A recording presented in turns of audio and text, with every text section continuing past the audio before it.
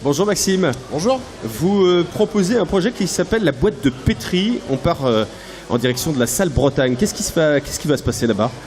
Alors notre idée, c'est, si on a la salle Bretagne, c'est de mettre la science en culture. Et donc l'idée, c'est de pouvoir utiliser cette salle. Vous savez que c'est une salle de cinéma, une ancienne salle de cinéma.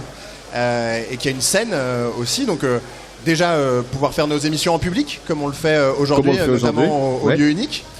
Et à différents endroits, donc pour l'instant on est itinérant, on va de salle en salle, et du coup c'est de pouvoir donner un rendez-vous régulier à nos auditeurs et qu'ils puissent à la fin de l'émission, une fois qu'on leur a expliqué tout un tas de choses sur un sujet, qu'ils puissent eux aussi poser des questions aux chercheurs qu'on a la chance de faire venir. Donc ça c'est l'étape 1. Les émissions qui sont produites par le Labo des Savoirs et diffusées sur Prune, sur Jet et sur une trentaine d'autres radios, et puis sur le site de France Culture Plus, donc on est déjà diffusé à tout plein d'endroits, et puis on a commencé à faire des nouvelles choses aussi, à investir la ville. On avait fait la trame du temps par exemple l'année dernière pour mettre l'histoire de la vie à l'échelle de la ville. Et donc on a envie de pouvoir rencontrer les publics différemment. Et on s'est rendu compte qu'il y avait tout plein de petits geeks et de petits nerds et de gens qui se passionnent. C'est quoi les nerds?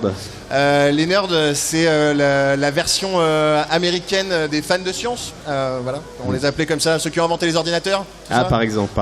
Qui sont devenus les maîtres du monde après être devenus les petits souffres-douleurs. En quoi ça va concerner les Nantaises et les Nantais de vous installer dans la salle Bretagne pour ce bouillon de culture scientifique? Alors il y a un énorme trou aujourd'hui dans la culture scientifique nantaise. On a le muséum, on a le planétarium qui est juste à côté, on a le château des Ducs de Bretagne, mais qui sont chacun sur des thématiques. Et donc il y a énormément de thématiques scientifiques qui sont traitées nulle part, à part qu'elles surgissent dans un peu toutes les œuvres d'art qu'on peut croiser dans la vie culturelle nantaise et dans tous les projets culturels nantais.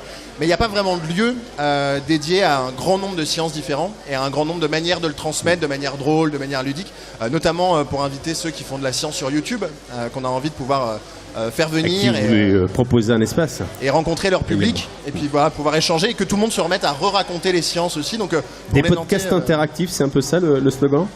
Interactif, dans les années 80 on aurait dit ça.